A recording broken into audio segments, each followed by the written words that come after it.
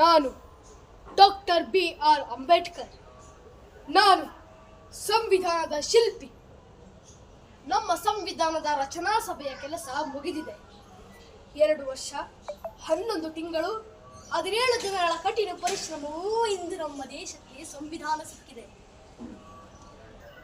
ನಾನು ಹಿಂದೆ ತಿರುಗಿ ನೋಡಿದರೆ ನನಗೆ ಹೆಮ್ಮೆಯೂ ಇದೆ,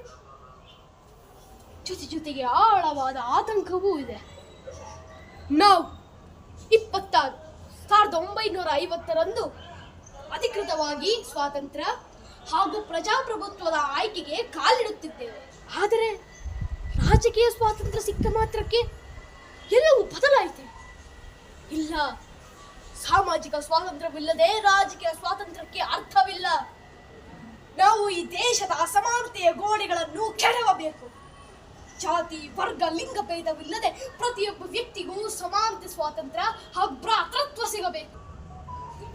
ಇದು ಬರೀ ಕಾಗದದ ಅಕ್ಷರಗಳಾಗಬಾರದು, ಜನರ ಬದುಕಾಗಬೇಕು.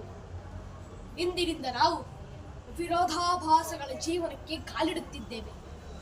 ರಾಜಕಾರಣದಲ್ಲಿ ನಮಗೆ ಒಬ್ಬ ವ್ಯಕ್ತಿ, ಒಂದು ಓಟು, ಒಂದು ಮೂಲ್ಯ ಎಂಬ ಸಮಾನತೆ ಇರುತ್ತದೆ.